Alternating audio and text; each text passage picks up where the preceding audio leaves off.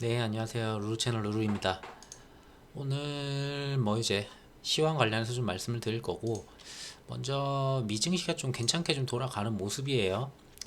좀 설명을 먼저 드리자면은 나스닥 같은 경우는 최근에 앞전에서 이제 지난주 월요일이었었죠. 자, 여기가 월요일인데 월화 동안은 조금 빠지는 모습을 보여줬어요. 사실 그 전에도 60선을 갖다 돌파한다는 거는 조금 생각하기 애매했었거든요. 그 당시에는 이제 앞전에 있었던 이런 부분을 갖다가 돌파를 못하지 않을까 싶었는데 돌파를 했었고, 한 뒤에 월화 동안에는 좀 이렇게 빠져주는 모습이 나왔어요. 아무래도 FOMC가 이제 수요일부터 이제 목요일 그런 식으로 좀 잡혀 있다 보니까 좀 우려감이나 그런 부분들, 그리고 실적 부분들, 그런 부분들에서 좀 우려되는 부분이 있어서 좀 이렇게 하락하는 모습을 보였는데, 그 이후에 실적들이 생각보다는 되게 괜찮게 나왔어요. 우려했던 것보다 실적들이, 빅테크 실적들이 좀 괜찮게 나오면서 좀 돌아세워주는 모습. 그리고 파월이나 옐런, 그리고 이제 바이든 쪽에서도 계속 한마디씩 던져주면서 경기 침체가 아니라는 식으로 계속 던져주다 보니까 좀 분위기가 좀 전환되는 모습을 좀 이번 주에는 좀 보여줬던 것 같아요. 자, 근데 여기서 이렇게 전환이 되지만 한 가지 생각해 봐야 될 거는 기업들의 개별 실적이었었고, 어떻게 보면은, 그리고 경제 지표가 아닌 발언에 따라서 이렇게 좀 올라간 부분들이 좀 커요. 자, 경제 지표가 이번에 나왔던 거는 GDP가 있었죠. GDP가 역성장을 보여주고 있었고, 미국 역시도. 자, 이외에도 지금 이제 좀 있으면 고용 부분이 이제 나오거든요. 그 부분이 좀 제일 중요할 것 같아요. 그리고 PC 같은 경우도 이번에 최대치를 또 찍는 모습을 보여줬어요. 그래서 중요하게 봐야 될 거는 결국은 고용 지표, 다음 주에 나오는 고용 지표랑, 그리고 그 다음 주에 나오는 CPI 정도 되지 않을까, 거기에 대해서 좀 설명을 드리려고 합니다. 자, 먼저 지수 먼저 말씀드리면은, 나스닥 같은 경우에는 지금 좀 돌아선 모습이고, 자, 이 돌아선 곳이 좀 크게 보면은 좀 중요하게 볼 만한 곳이 12,500포인트 정도 되는 것 같아요. 자, 오래전에 지지 한번 강하게 받았었고, 그 구간에서 좀 거래량도 좀 나왔었던 구간이고, 그리고 여러 번 지지를 했었던 곳이 12,500포인트였어요. 자, 그 앞전에 있었던 곳을 갖다가 지금 넘어섰죠, 이미 사실상. 사실상 이제 좀 넘어섰기 때문에 이 12,500포인트를 넘어서는지, 이게 좀 중요할 것 같고, 여기서 넘어서기 위한 재료는 아무래도 8월 5일날 나오는 고용지표 아닐까. 고용지표가 생각보다 양호하다면은 정말 연준 말대로 연착륙이 가능하겠다, 이런 식으로 좀 해석이 될 수 있을 것 같고요. 만약에 그게 아니다 하면은 다시 침체 가능성이다, 뭐 침체론이 다시 또 올라오는 그런 분위기가 되겠죠. 자, 나스닥은 뭐 이 정도로 보시면 될 것 같고요, 미증시는.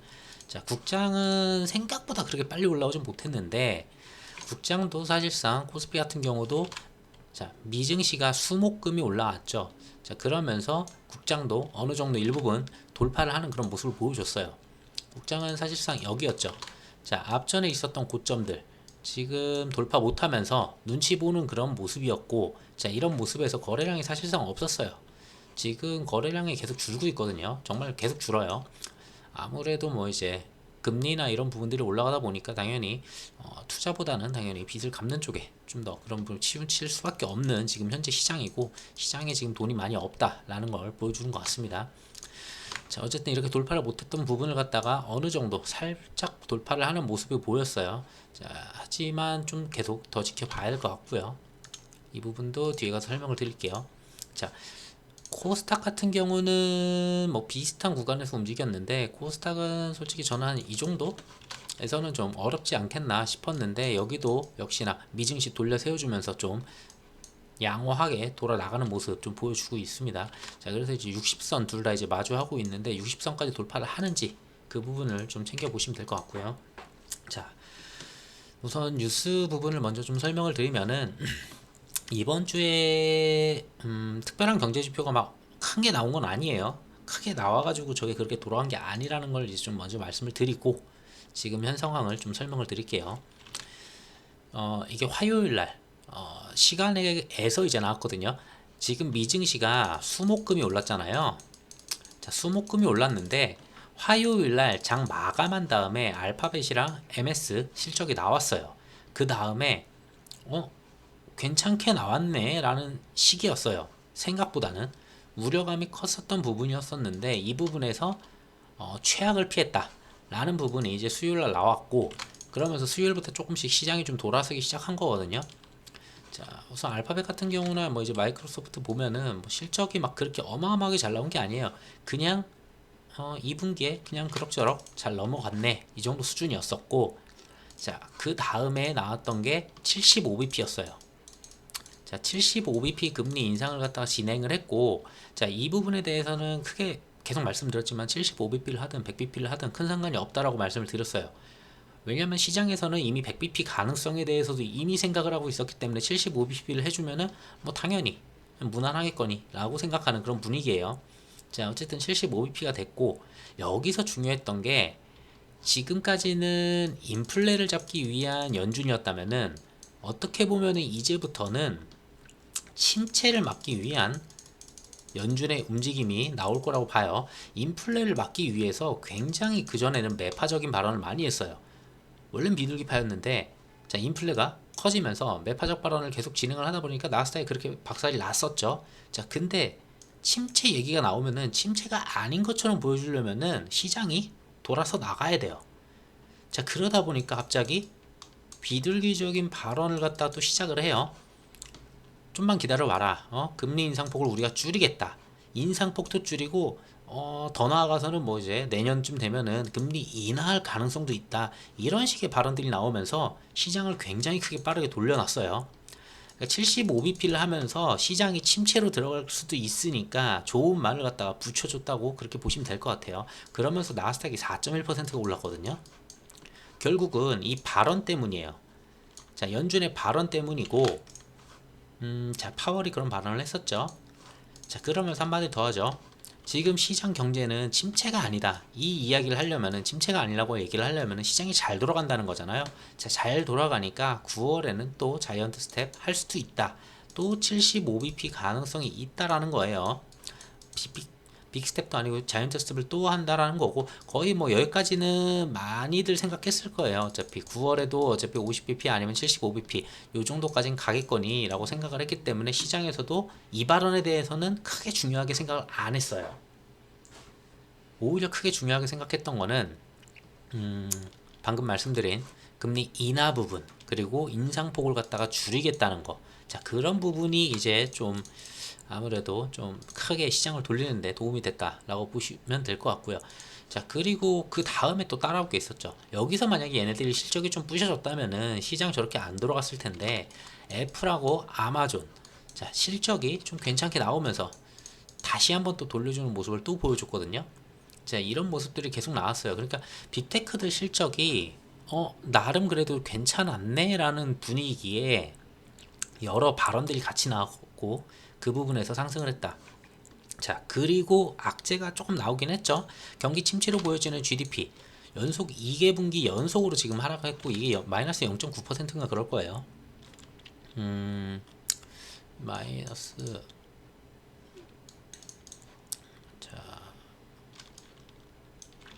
자, 2분기에는 0.9% 연간 기준으로 했을 때 감소를 했다. 이런 부분들이 있었어요. 자, 이게 이제 GDP가 이제 하락해서 나오니까 갑자기 이번엔 파월이 아니고 옐런이 나와요. 옐런 나와가지고 경기 침체가 아니다. 우리는 고용 부분에서 어느 정도 잘 겪고 있고, 그리고 경기 침체를 말하기에는 몇 가지 지표들이 굉장히 탄탄하다. 뭐 이런 식으로 잘 설명을 해요. 자, 그러면서 이 악재를 갖다가 또 소화를 시키는 모습이에요. 이번에는 옐런이. 그러니까 지금 이번 주가 확실하게 이걸 돌렸다고 저도 보기가 되게 애매하긴 하지만, 뭐 뒤에 가서 또 말씀드리겠지만, 자, 계속 말씀드릴게요. 자, 그러고서 6월달 PC, 연준은 CPI가 아니고 PC를 본다라고 자꾸 말을 해요. 자, 근데 연준이 본다는 PC가 40년 만에 최대 기록을 갱신하면서 물가 상승률 최대치를 또 한번 찍어줘요. 자, 그러니까 여기서 이제는 바이든 쪽 백악관에서 이제 얘기를 하죠. PC 물가는 이미 정점을 통과 중이다. 전혀 문제 없다. 이거 침체로 가는 거 아니다. 그러니까 지금 세 명이서 돌아가면서 지금 계속 방어를 해주면서 경기 침체가 아니라는 부분을 얘기를 해요. 지금 이 얘기를 왜 하냐면은, 자, 10월에 바이든 중간 선거 있잖아요. 지금 경제가 힘들고 뭐가 힘들고 사람들이 뭐 하도 그러다 보니까 물가 상승하고 하니까 워낙에 지지율이 많이 빠졌어요, 바이든도. 자, 그런 분위기에서 이걸 돌리기 위해서는 여기서 경기 침체라고 얘기하면은 큰일 나죠. 뭐 그냥 다 나가리가 되는 거죠. 어떻게든 이 분위기를 바꿔야 되는 그런 상황이에요. 자, 그러다 보니까 지금까지 매파적으로 지금 인플레이션 잡겠다고 했던 사람들이 갑자기 비둘기적으로 돌아가면서 시장은 되게 괜찮다라고 막 떠들고 금리 인하도 곧 할 거다 이런 식으로 얘기를 하는 거예요.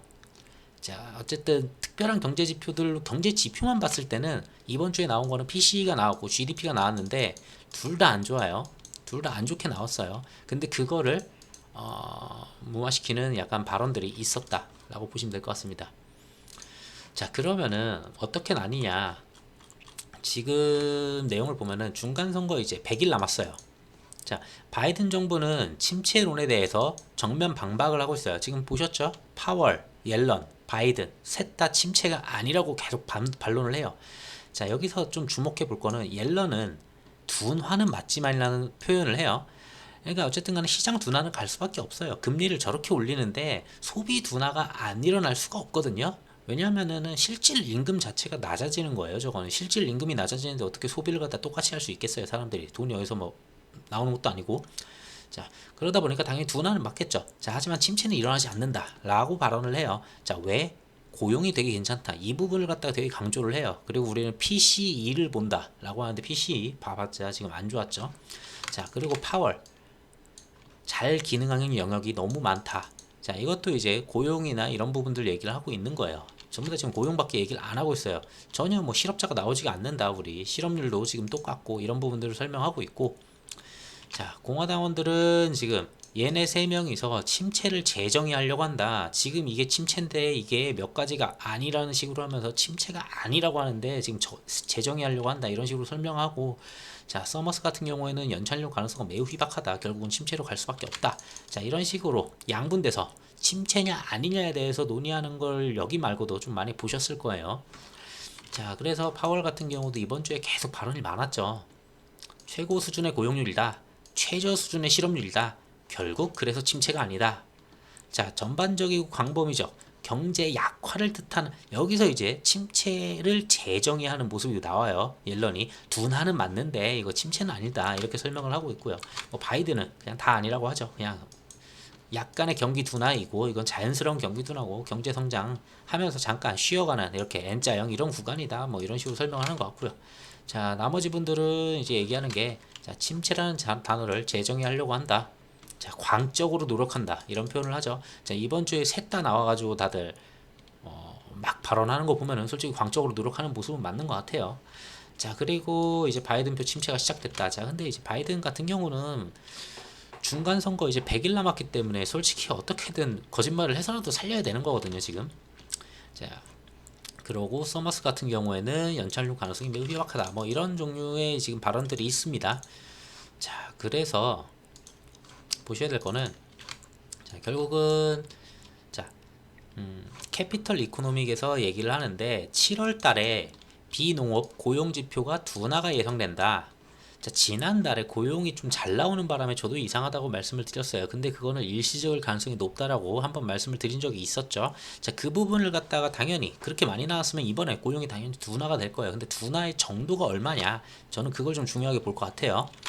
자, 전에 6월 달에 비농업 고용 지표가 37만 명이 증가했어요. 그래서 저도 이거 너무 잘 나왔는데 싶었는데, 자, 여기서 일시적인 부분들이 있었어. 레저 부분. 그러니까 이제 코로나가 엔데믹으로 가면서 그리고 휴가 시즌 되면서 그러면서 레저 부분에 좀 많이 늘어본 부분이 있었다라고 말씀을 드렸었고, 그걸 쪼개봤을 때, 자, 7월에는 당연히 이거보단 적을 거예요. 이건 너무 솔직히 좀 독특하게 좀 많이 나온 수치였었고, 그래서 비농업 고용 지표가 이제 25만 명 증가하더라도, 이 정도만 증가하더라도, 자, 이거 생각하지 말고, 자, 실업률은 3월 이후로 꾸준히 3.6%를 유지하니까 이거는 우리는 침체가 아니다 라고 설명을 하는데, 어쨌든 지금 파월이나 옐런이 말하고 있는 침체 기준을 갖다가 꺾을 수 있는 거는 고용 지표예요. 이제는 고용과 실업, 이 부분이 무너지면은 걔네들도 이제 어쩔 수 없이 침체라고 얘기를 해야 되는 부분이고, 자, 그런 부분이 생기는데, 그래서 이 부분이 좀 중요할 것 같다. 이게 언제 나오느냐? 이거 8월 5일 날 나옵니다. 8월 5일 날 나오니까 요 앞에 이날 나오거든요. 자, 그 전에 어느 정도 뭐 하루 이틀은 상승할 수 있겠지만, 자, 또 직전 되면은 약간 좀 움직임이 좀 둔화되는 그런 모습을 매번 보이거든요. FOMC 바로 직전이나 뭐 그럴 때마다. 그러고서 그 결과가 나온 다음에 우아 하고 가든지 우악 하고 떨어지든지 보통 방향성을 여기서 나타내 주죠. 뭔가 디데이가 있을 때. 자, 그렇기 때문에 이거는 좀 중요하게 좀 볼만하다고 봐요. CPI 전에 발표한다는 것도 좀 중요하게 보고요. 자, 그리고 저는 솔직히 약간 시장을 좀 달리 보게 된 거는 솔직히 여기에 있어요. 이 뉴스에 있다고 보고 있어요. 제가 계속 말씀드렸던 거는 미국은 어떻게든 살아나갈 수 있다라고 계속 말씀을 드렸어요.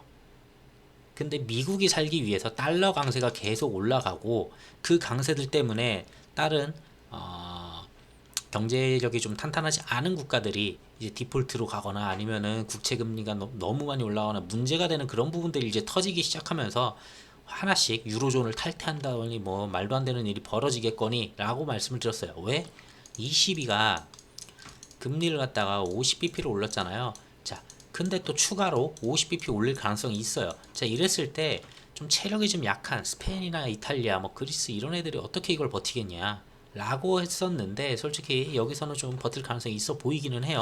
자, 그 부분 설명을 드리면은, 자, 유럽도 당연히 물가 상승률은 말도 안 돼요. 8.9%예요. 여기도 뭐 진짜 다들 역대 최고치를 계속 찍고 있어요. 결국은 이게 둔화가 될 수밖에 없어요. 근데 이게 둔화냐 완전히 침체기로 들어가서 한 2년 동안 여기서 죽치고 있느냐, 그걸 이제 차이를 보여주는 거예요. 둔화라는 것은 올라갔다가 둔화했다가 돌아 나간다는 거예요. 이렇게 연착륙을 하겠다는 거고, 자, 침체는 빠졌다가 그냥 계속 기어가요. 옆으로 계속 이 기간이 계속 깊어져요. 그러면서 소비가 계속 안 나오고 기업들이 점점 실적이 떨어지고 그 안에서 이러고 계속 있다가 그러면서 돌아 나가는 게 이제 경기 침체여서 그게 제일 두려운 거죠. 얼마나 오랜 시간을 갖다가 그 구간에 머무를 거냐, 바로 빠져나갈 수 있느냐, 그렇게 생각하시면 될 것 같아요. 왜 침체와 둔화를 갖다가 달리 보는지. 자, 어쨌든 이 시비가 9월에도 빅스텝 가능성을 얘기를 해요. 자, 이걸 얘기할 수 있는 거는 단지 물가 상승률이 올랐다? 올랐기 때문에 금리를 올렸어야 되면은 유로 같은 경우에는 그 전부터 금리를 올렸어야죠. 자, 근데 왜 지금 올렸냐? 어느 정도 이제 더 이상 못 버티니까 올렸는데 이번에 9월에 또 빅스텝 가능성을 얘기할 수 있는 바탕이 있어요. 힘들어 보였던 국가들의 GDP가 되게 괜찮게 나왔거든요.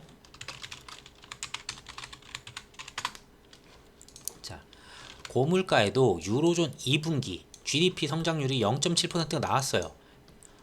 고물가에도 역성장이나 아니면은 막 어려운 그림을 갖다 예상을 했어요. 미국이 마이너스 0.9죠. 자, 그 상황에서 유럽이 이런 식으로 해버리니까 둔화할 것이라는 생각을 했었는데 성장세가 그대로 있다. 자, 이거는 조금 독특해요. 자, 유로존 2분기 GDP 성장률이 예상보다 강력한 것으로 확인이 되었고 스페인, 프랑스, 이탈리아 경제가 예상보다 선전한 덕분이다. 자, 스페인과 이탈리아를 걱정을 했었거든요. 저는 이쪽이 체력이 되게 안 좋을 거라고 이렇게 생각을 했었는데 오히려 여기에서도, 자, 고물가에 불구하고도 공격적인 금리 인상을 망설여 왔던 ECB로서는 반가운 소식이다. 자, 금리 인상은 해야 돼요. ECB는. 근데 이 몇몇 국가들 때문에 TPI를 갖다 만들고 만약에 니네가 정말 힘들어지면 우리가 니네들 국채를 사줄게 막 이런 것까지 하면서 0.5% 올렸거든요. 그렇게 힘들게.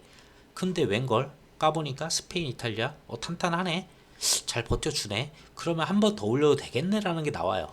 자, 그러면서 지금 봤을 때는 전체 유로존 지금 19개국이죠. 자, 2분기 기준 총생 GDP 같은 경우에는 이제 0.7%가 증가를 했다고 발표를 했어요. 자, 그렇기 때문에 충분히 한 번 더 올릴 만한 여력이 생겼고 이 GDP가 나오면서 당연히 사람들은 생각할 거예요. 아, 금리 인상 더 할 수도 있겠구나. 22가. 그럼 22가 금리 인상을 하면은 뭐가 바뀌느냐? 자, 22가 금리 인상을 했기 때문에 지금 달러 인덱스가 조금씩 잡혔고 얘네들 GDP가 잘 나왔기 때문에 예측할 수 있는 게 22가 금리를 추가로 한 번 더 올리겠다. 그러면은 환율은 당연히 진정되겠다 라고 하면서 달러 인덱스가 요즘 진정이 된 거예요. 그래서 지금 환율이 1330 막 이렇게 갔던 게, 자, 얘네들이 좀 괜찮게 나오면서 그러면 달러 인덱스 잡히지 하면서 1300까지 지금 내려왔다라고 이렇게 이해하시면 될 것 같아요. 자, 근데 이거는 이거고, 자, 이렇게 해서 이것 때문에 좀 빠져나갈 수 있다는 거는 저는 괜찮게 봐요. 왜냐면은 국장 같은 경우는 환율 타격 되게 커요. 지금 1300 아래로 넘어가면은 솔직히 좀 살아날 가능성이 높다고 좀 봐요. 다시. 근데 그걸 갖다가 1300 밑으로 내려줄 수 있는 게 이 GDP, 유로존 GDP가 증가했다는 거. 이게 그렇게 해석이 저는 돼요. 그렇기 때문에 조금 생각이 바뀌긴 했어요. 자, 하지만 미국 같은 경우에는 여전히 지금 보시면은 마이너스 0.23%죠. 23포인트죠. 자, 2년물하고 10년물의 차이인데, 자, 이게 우선은 여기까지는 돌아와 줘야 돼요. 여기까지는 돌아와서 이 위에서 놀면은 그래 그래도 지금은 장단기 금리 차가 이제 좀 괜찮아졌구나, 이제 제대로 정상화 됐구나 라고 볼 수 있는데, 여전히 마이너스 구간에 놀기 때문에 아직은 뭐 완전 돌았었다 라기는 보기는 어려워요. 자, 한은 같은 경우는 지금 미국이나 유로 같은 경우는 9월이거든요. 근데 우리는 8월에 금리 인상 한 번 더 할 거예요. 근데 뭐 0.25% 할 거예요. 제가 봤을 때는 여기서 더 올릴 수가 없거든요. 한 번 더 올리면 난리 나요, 진짜. 0.5 한번 여기서 빅스텝 하면은 진짜 난리가 나기 때문에 0.25 정도를 해가지고 미국이랑 금리 차를 갖다 맞추는 수준에서 마무리를 할 거고, 그 다음에 9월이 됐을 때 또다시 한미 금리 기준금리가 이제 역전이 되는 그런 모습이 또 나오겠죠. 자, 그렇게 보시면 될 것 같고, 자, 여기서 말씀드릴 거는, 자, 언제냐 봐야 되는 게, 7월 CPI 같은 경우에는 8월 10일, 자, 그리고 PPI 같은 경우가 11일 날 이제 발표가 돼요. 자, 그래서 이때부터 좀 시장 분위기가 많이 바뀔 거라고 계속 말씀드리는 게, 자, 5일 날 고용 지표는 솔직히 이건 어떻게 나올지는 전 미지수예요. 당연히 둔화로 빠지기는 해요. 이거 둔화가 되면서 뭐 이제 다시 경기 침체 아니냐 이런 얘기가 나올 수도 있어요. 그러고 11일랑 12일 날 이때 발표가 되죠. 이때 근데 저는 오히려 정점론이 올라오면서 정점이다 하면서 와 하고 상승하지 않을까 싶어요. 그리고 중요한 건 8월 달에 FOMC가 없죠. 그러면 이 사이의 분위기는 계속 좋을 거예요. 우선은 9월 FOMC 직전까지는 뭐 그 안에 또 다른 뭐 경제 지표가 나오긴 하지만, 우선 제일 큰 이벤트들, 제일 큰 지표들이 좀 그렇게 좀 돌아서 준다면은, 자, 그래서 저는 이제 8월에서 9월 한 중순까지는 시장이 그래도 무너지기보다는 양호한 분위기로 좀 갈 수는 있다라고 좀 보고요. 그러고 나서 뭐 이제 9월달 금리 인상 부분들, ECB도 금리를 또 올리죠. 자, 그런 부분들을 좀 양호하게 해소가 되는 모습이 나오는지 그때까지 좀 더 봐야 될 것 같습니다. 그래서 그렇게 보시면 되고, 자, 러시아 쪽 얘기를 드리면은, 자, 러시아가 이제 키이우 쪽 폭격을 다시 재개를 했어요. 자, 54일 만에 이제 수도 또 치고 있죠. 우크라이나 뭐 전역을 공격한다, 뭐 계속 공격하는 거예요. 이거 뭐 끝까지 가는 것 같아요. 결국은 장기전 가는 거죠. 지금 계속 가고 있는데, 오히려 겨울로 가면 갈수록 자신들이 더 이길 수밖에 없죠. 전에도 말씀드렸다시피 에너지를 다 갖고 있기 때문에 유럽이 어떻게 할 수가 없어요. 그러다 보니까 이미 터트린 거, 뭐 이미 제재 받을 거 다 받고 있는데, 당연히 장기전으로 가서 아예 끝까지 다 먹어버리겠다는 생각을 할 수도 있겠죠. 러시아 같은 경우에.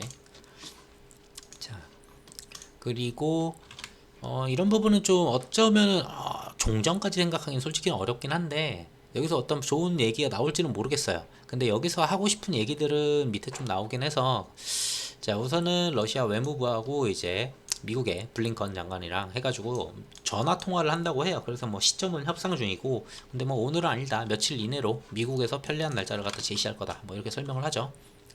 자, 근데 보면은 여기서 하고 싶은 얘기는 그거예요. 이번 대화에서는 러시아, 억류, 미국인, 이게 제일 중요하다고 해요. 미국에서 지금 굳이 대화를 하려고 하는 게. 자, 그리고 곡물 문제. 근데 곡물 문제는 웬만큼 해결됐죠. 곡물 문제에 대해서 곡물 쪽에다가 그 5대 사항에다가 미사일 지금 2번인가 날렸는데, 근데 뭐 어쨌든 거의 곡물 쪽은 날리지 않고 군사 시설만 날렸다고 하니까 얘네들 말로는.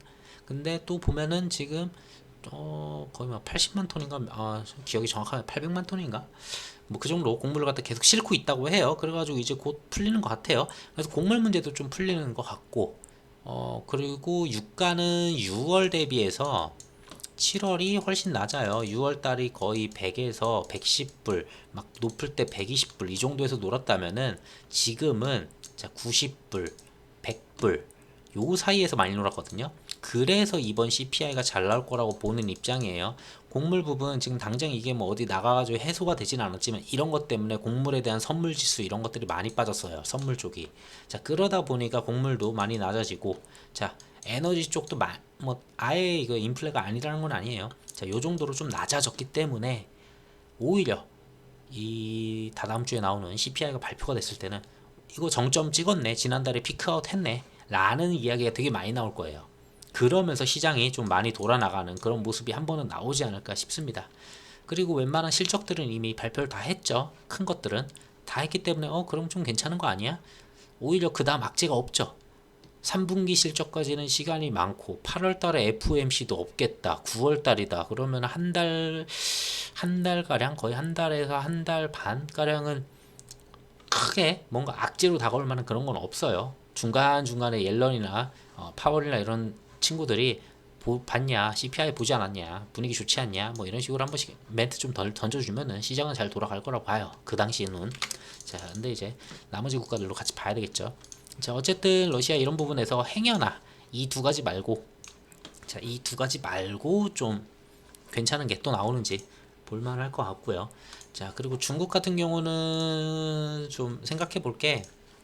자, 중국은 뭐 거의 0% 성장률을 계속 달하고 있는데 결국은 이거는 제로 코로나 정책인데, 자, 이 부분에 대해서 정책을 계속 고수한다는 입장을 다시 한번 재확인해 줬어요.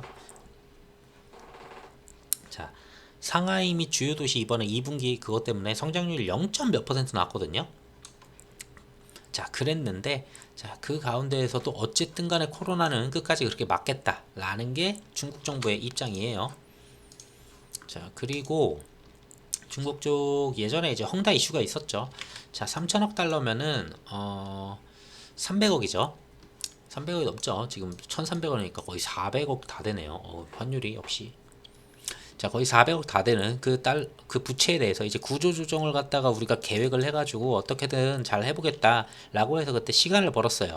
자, 여기죠. 지난 1월 채무 구조조정을 위해서 예비 제안서를 7월 말까지 공개를 하겠다라고 했는데 7월 말이 지금 다 됐죠. 자, 마감 시간까지도 이날 밤까지도 채무 구조조정 세부 계획을 공개하지 못하고 있다.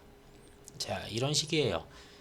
자, 우선은 채권자들은 소송 위협을 했는데, 자, 우선 시간 벌기 아니었냐, 뭐 이런 얘기도 있고, 그래가지고 어떻게 구조 조정할지, 뭐 다른 계획들은 몇 개는 있었는데, 구조 조정 어떻게 할지 그런 내용들이 없었다고 합니다. 결국은 전부 다 이제 뭐 불투명하다, 뭐 이런 부분들. 자, 그러다 보니까 결국은 보면은 헝다는 9월부터 국제 투자자들의 채무 지급 실패해서 디폴트로 빠져들었다. 자, 여기서 어떤 식으로 이게 좀 정리가 되는지 좀 봐주면 되지 않을까 싶어요. 근데 저거는 어떻게든 정부에서 최대한 도와줘서 시간을 끌긴 끌 것 같아요. 자, 왜냐면 시진핑의 3년임을 갖다가 지금 앞두고 있죠, 중국은. 자, 근데 부동산이라는 덫이 있어요. 아무래도 중국 경제가 빠르게 성장하면서 크게 올라왔던 거는 부동산이었고 건설 경기였죠. 건설 경기 때문에 이렇게 올라왔던 부분들이 컸는데 그 부분이 슬슬 계속 터지는 모습이 전부터 계속 보였어요. 근데 그거를 어떻게든 조금씩 줄여 나가긴 하지만, 자, 어쨌든 얘네들의 시한폭탄은 결국은 부동산이다 라고 보시면 되고, 중국 경제가 한두 푼도 아닌 그런 나라의 25%를 차지하는 게 또 부동산이다. 결국은 여기가 망하는 순간에는 나라가 그냥 골로 가버려요, 얘네들은. 자, 근데 이 부분에 대해서 지금 중국 정부가 계속 달래주면서 지금 끌고 가는데, 왜냐면은 여기서 이게 무너지면은 3년임을 하기 위한 조건이 거의 그거였어요. 코로나 잡겠다. 그리고 중국 경제 계속 잡고 살려내겠다. 이 부분을 갖다 해결을 해야지 3년임이 가능해요. 근데 코로나는 뭐 그래 제로 코로나 하면서 반발도 많고 했지만 어쨌든 간에 잡았다고는 얘기하겠죠, 자신들은. 전에 뭐 코로나 이거 승리했다라는 그런 것도 막 얘기하는 거 보니까. 자, 어쨌든 이 부분을 갖다가 끝까지 잡으려고 하는 거고, 자, 그 때문에 경제가 망가지는 거는, 자, 그래서 이제 뭐가 터지면 안 되니까 그걸 또 안 터지게 어떻게든 막을 거예요. 자, 그러면 언제냐? 그 언제냐가 중요하겠죠. 여기 안 나오나? 10월이거든요. 자, 10월에 여기 있어요. 10월로 예정된 제20차 당대회죠. 당대회에서 이제 3년을 갖다 확정 짓는데, 자, 이때까지만 잘 끌고 가면 된다라는 게 어쩌면은 시진핑의 입장일 수가 있어요. 이때 우선 자리를 잡으면은 또다시 5년 이렇게 가져가죠. 자, 그러면서 이제 또 자식이 하고 싶었던 거 또다시 하면 되니까. 자, 근데 뭐 부동산도 부실하고 지금 코로나로 민심도 안 좋고 지금 한데 어떻게 될지 모르겠지만, 자, 10월까지는 그래서 특별하게 뭔가를 갖다 벌리는 일은 벌어지지 않을 거다, 조용할 거다라는 게 제 생각이에요. 뭔가 터지더라도 대만을 건드리고 뭘 건드려도 그건 전부 다 10월 이후다 라고 좀 예상이 됩니다. 자, 그리고 시진핑이랑 바이든이 이번에 전화 통화를 했었죠. 전화 통화하면서 오히려 저는 미중 관세 얘기가 나오면서 우리 인플레이션을 잘 헤쳐나가 보자 뭐 이런 이야기가 나올까 싶었는데, 자, 결국은 너네 대만에서 불장난하면은 불에 타 죽을 거다 뭐 이런 얘기를 하면서 지금 약간 고조가 돼 있어요. 아무래도 그 반도체 쪽 동맹을 맺죠. 지금 대만, 일본, 미국, 한국 보고 우리 쪽으로 들어와 라고 얘기를 하고 있는데, 여기서 이제 조금 조건을 갖다가 조금 바꾸려고 하는 게 있어요. 아무래도 반도체의 60%가 중국으로 나가다 보니까 중국을 갖다가 영원히 이거 배제할 수는 없거든요. 한국은 둘 다 챙겨야 되는 입장이니까. 그래서 이게 어떻게 되는지 좀 보시면 될 것 같아요. 그러다 보니 지금 대만 데리고서 네가 뭐 하는 짓이냐 미국이, 이런 얘기가 나오니까 지금 여기서 이런 게 나오죠. 불장난하면은 불에 타 죽는다 뭐 이런 얘기가 나오고 막 무인기들 왔다 갔다 하고 그러는 것 같아요. 근데 실제로 뭐가 터지려면은 제가 봤을 때는 10월 지나고 터지지 않을까 싶긴 합니다. 자, 그리고 북한은 언제인지 몰라도 하긴 하겠죠 분명히. 어차피 북한 뒤에 중국이 있고 중국이 어차피 지금 상황상 이런 상황을 봤을 때는 오히려 북한의 핵실험을 갖다가 이제는 좀 지지하는 상황이 되지 않았을까는 싶어요. 그래서 이제 뭐 8월에 한미 훈련 강도에 비례해서 상응하는 조치를 할 거다. 이게 뭐 핵실험이겠죠. 한다는 게. 자, 결국은 핵실험은 터지긴 할 것 같아요. 결국은 7차 핵실험을 앞두고서 명분 쌓기 나온 게 아니냐라는 해석이 있고, 이미 한국이나 미국 국방부에서도 이미 북한이 핵실험 준비는 다 됐다고 합니다. 버튼만 누르면 되고, 사실상 이번 태풍이 있죠. 지금 올라오는 태풍이 하나 있는데 그 태풍 지난 다음에 좀 잠잠해지면 하지 않을까 싶어요. 아무래도 이게 최근에 장마 기간이었잖아요. 장마 기간이면은 이게 땅이 뭐랄까 좀 축축하고 지대가 좀 약해져 있는 상태이기 때문에 이 상태에서 핵실험을 하면은 보통 갱도가 다 터져서 무너진다고 해요. 그러다 보니까 장마가 좀 지난 다음에 보통 할 가능성이 높아요. 자, 이제 장마 좀 지나고 태풍까지 이제 마지막 거 지나가면 이제 폭염 시작하죠. 한 그맘쯤 하지 않을까 싶어요. 그래서 한 대충 보면은 이번에 좀 장마가 좀 늦게까지 좀 오고 있어서 지금도 비 오는 것 같은데, 하면은 한 다음 주 뭐 한 번 터트리겠죠. 근데 그거는 단기적으로 시장 이렇게 해서 바로 굴러가는 모습 하나 나올 것 같습니다. 미사를 쏘지 않는 이상 우리 쪽으로. 어쨌든 요런 악재는 계속 있다. 자, 그리고 한국 같은 경우 한국 내부 상황도 좀 봐야 되는데, 자, 한국도 7월 물가가 6%대예요 결국은. 그러니까 전 세계적으로 이게 뭐 아무리 경제 지표가 좀 나오고 우리가 침체가 아니고 얘기를 아무리 잘해줘도 금리를 계속 올리는데도 물가가 이렇게까지 올라간다는 거는 사실 경기 둔화가 좀 오래 갈 가능성은 있어요. 그걸 이제 침체라고 하는데, 왜냐하면은 이 물가들이 갑자기 우리 침체 아니야 했다고 해서 단 하루아침에 갑자기 가격을 갖다가 미친듯이 단체로 내릴 것도 아니고, 공급난이었었는데 공급이 어디서 갑자기 막 미친듯이 쏟아지는 건 아니잖아요. 그래서 이걸 빠져나가는데 시간이 좀 걸린다. 천천히 보셔도 돼요. 뭐 지금 당장에 좀 지수가 조금 올라갔다고 해서 뭐 이거 뭐 비중 줄이신 분들도 있을 거고, 뭐 저도 약간 비중은 줄여놨는데 뭐 그냥 말도 안 되게 계속 올라가는 그런 분위기는 아닐 거라 봐요. 그리고 장기적으로는 3분기, 4분기 기업들 실적이 대체로 좋을 가능성은 없어요. 자, 그러고 7월 달도 무역 수지가 적자를 예상해요. 이번 달 7월 달 하면은 4개월 연속으로 지금 적자거든요. 이러면은 제가 알기로 여기도 나오나? 여긴 안 나오네요. 자, 어쨌든 그렇기 때문에 역시나 좋진 않다. 근데 환율이 좀 잡히는 건 좋아요. 그 환율 잡히고, 그리고 좀 걱정했었던 남유럽 쪽이 좀 안정적으로 좀 돌아왔다는 게 전 그걸 좀 좋게 보고 있습니다. 자, 그리고 코로나 쪽을 보게 되면은 코로나 뭐 세계적으로 조금씩 늘고는 있어요. 자, 사망자도 역시나 늘고는 있습니다. 자, 근데 개량 백신 나오죠. 개량 백신이 모더나하고 화이자 해가지고 8월 말 뭐 이쯤 안에는 나와서 뭐 9월부터는 지금 미국이 이제 4차 접종을 갖다가 개량으로 한다고 해요. 국내에서도 이제 모더나 뭐 관련주도 있지만 어쨌든 간에 자, 그런 부분들 좀 움직이지 않을까 싶고, 그래서 이런 부분들 도입할 가능성이 높겠죠. 그러면서 그게 효과가 있다면은 다시 줄어드는 모습으로 진정이 되지 않을까 싶습니다. 다만 우선 한 달 정도 그 기간 동안에는 당장 어떻게 잡을 수 있는 게 딱히 없죠. 그냥 기댈 수 있는 거는 적당한 거리두기 방역 이 정도 진행하면서 뭐 치료제 이런 거 생각해야 되지 않을까 싶어요. 그러다 보니까 국내에서도 코로나 상황은 지금 주 단위로 봤을 때는 희한하게 월요일만 되면 빵빵 터져요.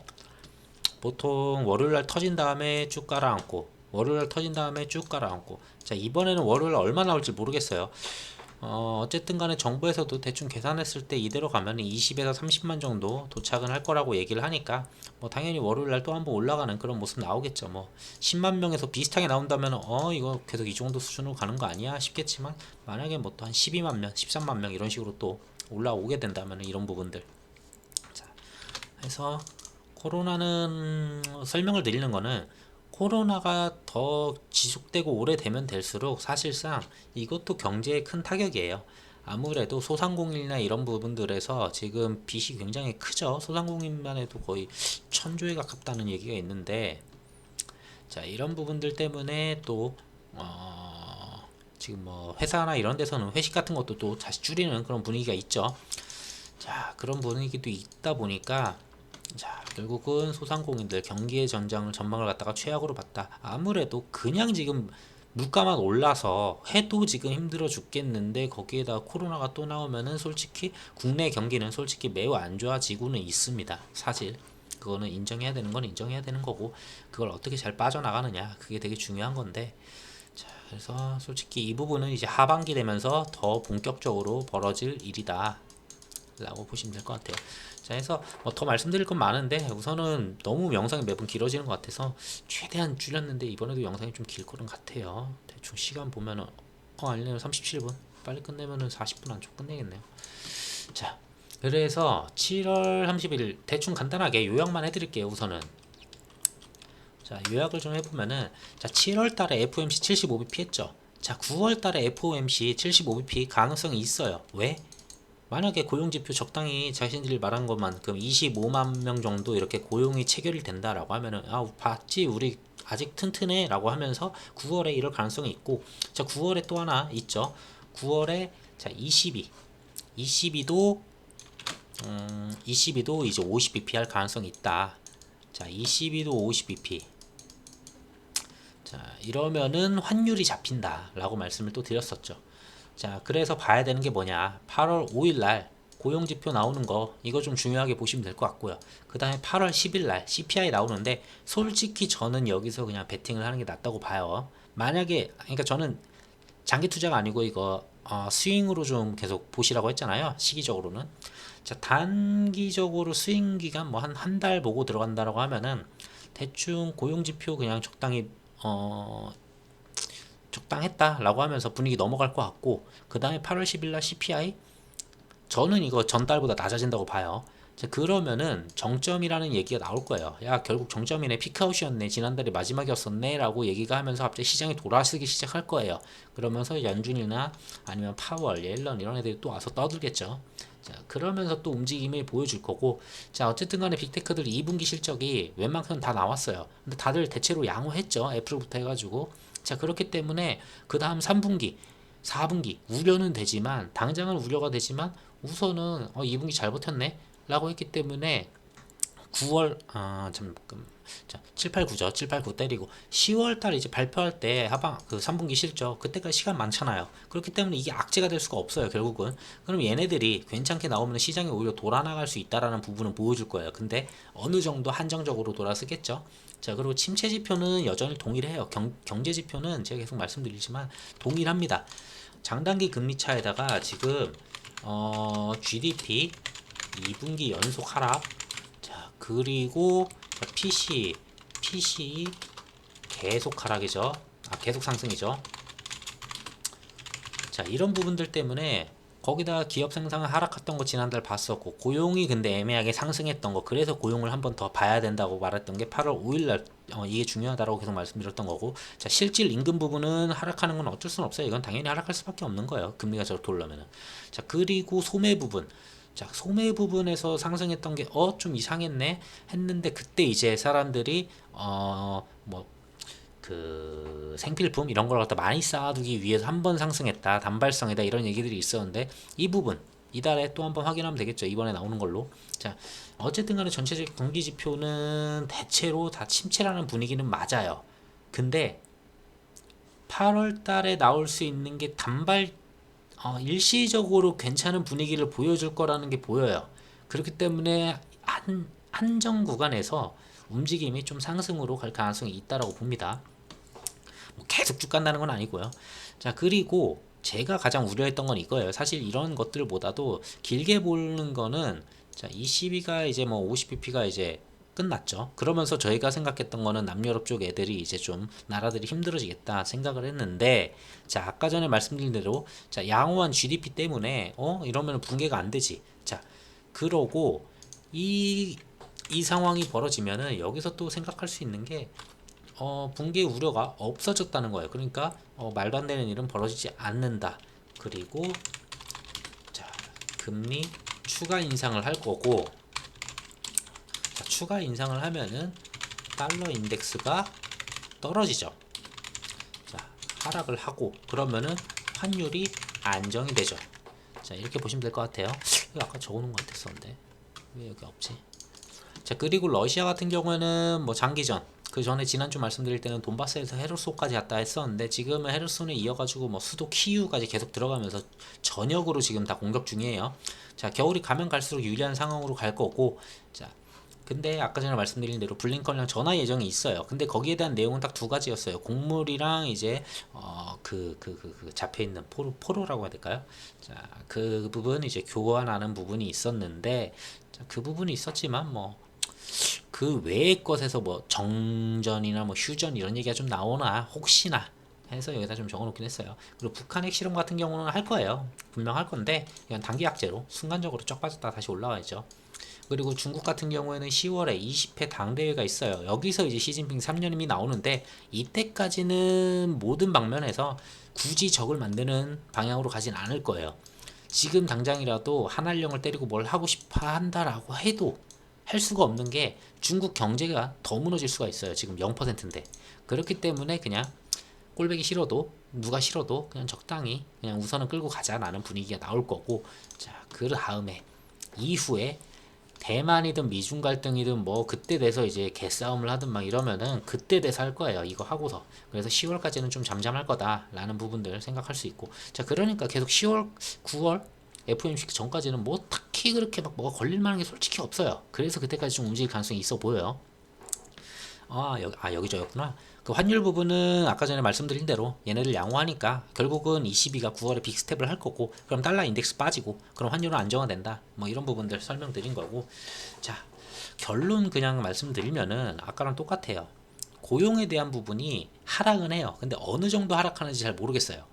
그러다 보니까 이 부분 확인하고, 뭐 말도 안 되게 하락하고 막 실업률이 갑자기 막 말도 안 되게 올라가면은 좀 문제가 되겠지만, 한 달 만에 그렇게 지표가 확 바뀌진 않거든요.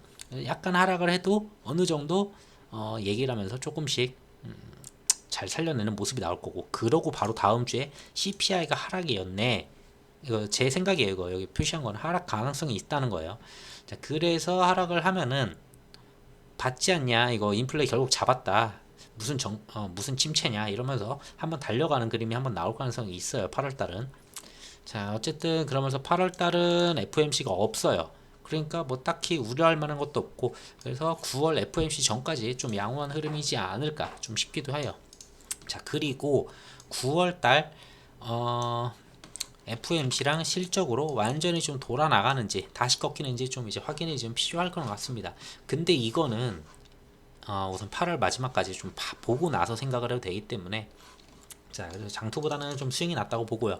자, 만약에 비중을 좀 저는 내렸다고 한다면은 뭐 저도 한 절반으로 내려서 한 50 정도로 돌린다 치면은 한 70 정도로 늘리고, 이걸 100으로 늘리긴 되게 애매해요. 지금 아직 경제 지표는 지금 돌아온 게 없거든요. 그렇다고 CPI 이거 한 번 보고서 이걸 갖다 믿고 와장창 달려들기도 되게 애매해요. 그래서 한 두 타임은 더 봐줘야 되는 거고. 자, 그래서 어느 정도 조금은 다시 좀 돌아갈 만하지 않을까 좀 싶습니다. 그래서 저는 개인적으로 장토보다 스윙이고, 그렇다면 8월에 주목할 수 있는 일정들이 좋겠다 싶어서 간단하게 그냥 머릿속에 있는 거 생각해 보니까 8월에는 국토부에서 나오는 게 몇 개 있죠. 자율주행 규제안을 갖다가 좀 이제 좀 해제를 해줄 거고, 자, UAM 관련해서 규제안이 좀 해제가 될 거예요. 자, 그리고 나오는 게 그 250만 호 주택 공급 관련해 가지고 여기서도 좀 나올 거예요. 이 부분에 대해서 국토부가 답변을 하기로 했었고 진행을 했었고, 그리고 또 하나 생각할 수 있는 게 이 자율주행에서 이제 도로교통법에서 이제 바꿀 수 있는 게 로봇들 자율주행하면서 배달 로봇 이런 쪽으로 좀 움직일 가능성이 있어요. 그러다 보니까 로봇도 있고, 그리고 8월 달에는 로봇 쪽이 이제 삼성 잼스 나온다라는 얘기는 있었는데 나올지 안 나올지 모르죠. 또 연기할지도 모르니까. 자, 그런 부분들이 있고, 그리고 8월 10일 날이죠. 폴더블 있는데 이미 폴더블은 좀 움직이고 있어요. 한 4종목 있는데 얘네들도 좀 움직이고, 얘네들이 좀 한번 이슈 받을 수 있고, 뭐 예약이 잘 나올 수도 있죠. 막 애플도 뭐 의외로 성장을 선방을 했으니까 폴더블이 막 그렇게 했는데 이게 막 줄을 서서 산다. 그러면은 또 분위기 좋겠죠. 자, 그리고 원전은 K텍소노미 부분, 이 부분이 이제 8월 중에 이제 거의 마무리되고, 그리고 수주 관련해서 이게 나올지 이거 몰라요. 언제 나올지 모르는 거예요. 이건 일정으로 보기는 어렵고 K텍소노미 보시면 될 것 같고, 코로나 같은 경우에는 개량형 백신 쪽이 이제 8, 9월부터 이제 맞는 거, 이제 4차 접종을 대체한다 뭐 이런 부분들. 그리고 코로나 확산세는 계속 늘고 있기 때문에 그때까지는 좀 늘겠죠. 아무래도 백신 나올 때까지 뭐 당장에 줄어들 가능성은 높진 않아 보여요. 유지하거나 상승하면 상승했지, 코로나 확진자가. 그래서 뭐 그 동안에는 한 번씩은 코로나 관련주도 좀 움직여줄 수 있지 않을까, 이런 부분들 좀 생각을 해봐요.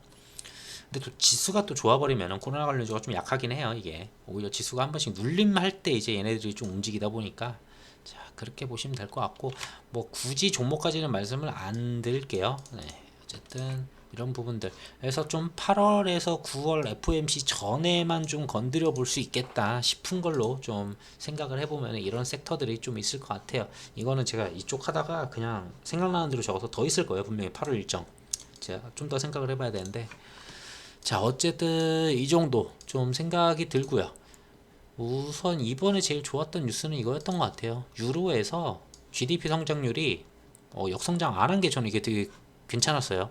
이러면은 얘네들이 할 수 있는 게 너무 많아지니까, 얘네들이 금리 인상하면은 우리나라 환율이 내려가니까, 자, 그러면은 이제 좀 생각했던 거랑 좀 달라졌던 부분이, 가장 크게 달라졌던 게 이건 것 같아요. 자, 그래서 좀 시장은 저렇게 보면 될 것 같고, 자, 어쨌든 시황 관련해서는 이 정도로 좀 마치도록 하겠습니다. 감사합니다.